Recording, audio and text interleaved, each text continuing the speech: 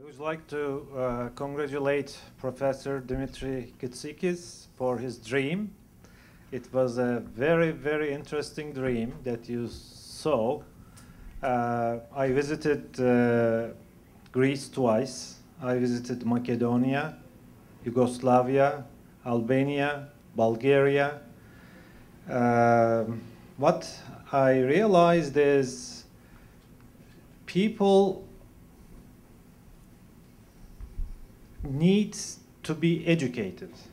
Do you think that these governments in this region, including Armenia and Azerbaijan and Israel, these governments, Greek government, Turkish government, are they going to cooperate in the future with each other to educate their own people towards your dream?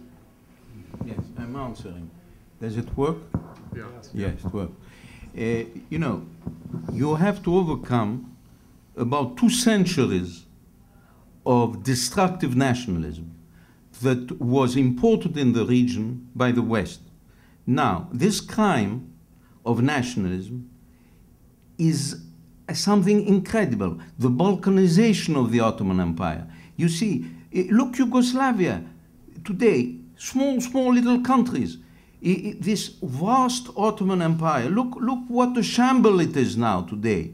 Now, we have to overcome that a little by little, to educate the people, to overcome nationalism, all this hatred. You know, that you are right, the other one is wrong, etc. Over the borders. To stop, not the borders of Europe.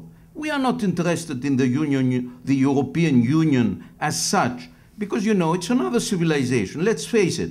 The west of the Adriatic is another civilization. We call our civilization the civilization of the intermediate region, the Arabulgé, as I say. Now, all right, we can collaborate with the European Union. There's nothing bad. We can collaborate with the United States, with Russia, with the European Union, you know.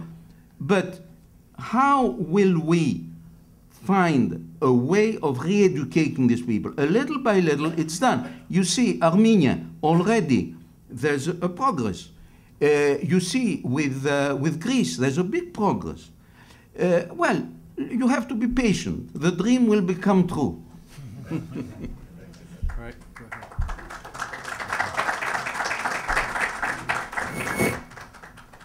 I brought up ethics quite a bit tonight, or today, I guess, and I think most of the speakers up front were theologians of some sort, or half of them were. I would like to ask the panel, a whole of you, how you can instill ethics, say in politicians, which are really in charge, if you can break the cycle of hatred that exists between parents teaching their children the wrong thing, like in Northern Ireland, all over the world really. If you can break that cycle, why doesn't somebody write a book like Ethics for Young People and keep religion right out of it? Could I answer that? Because it was already done when 20 years ago, it was in the time of Özal and before, where finally the Greeks and the Turks came together and said, we'll write together the books for the children, for the youngsters in the schools. And we will wipe out systematically all the chapters that teach you hatred for the other. So there was a big effort done. I don't say that it was very successful for the moment. We still have a lot of, you know, kind of, we say the French image d'épinal, let's say stereotypes. But still, we go to, there's a lot of progress done. Peter?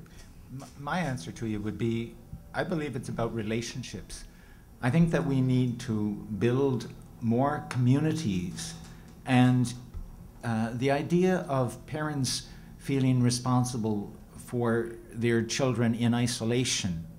When I look at different communities that I mix amongst, I think communities that are interdependent I'm from Newfoundland, and I find that communities in smaller regions tend to influence one another more. And I think that the more we foster individualism and family standing alone, the greater at risk our children are of what I would call lack of accountability.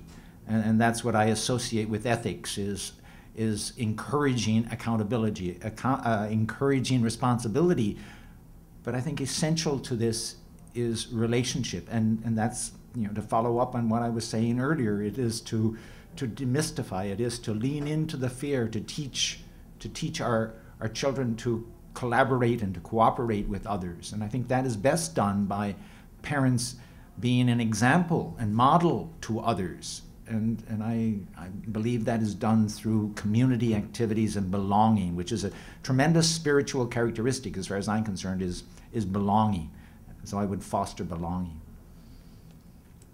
Just one additional comment. I think in some places some real progress on this front has occurred, and I think here especially of the change that began in England in the early 1970s, where religious instruction, which was a part of the British curriculum, and for several centuries had been instruction in the Anglican tradition, was shifted, and it became interfaith education as a part of that of religious instruction. And I think that I know people who've taught in that system, and they introduce children in the grades to other traditions.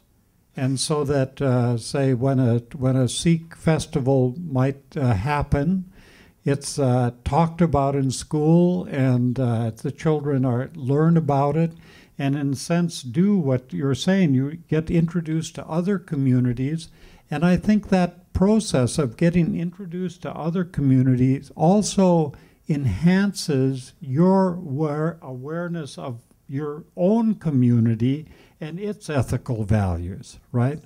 So I think that's one of the things that can be done. And one of the things that dismays me in relation to Ontario is we're so worried, nervous about, quote, religious education, that we go through all of this gyrations to make sure that that doesn't happen in the schools, even though there has been over the last couple of decades a lot of work done to show ways that could be introduced into the public school system in what I think would be a very, very helpful way.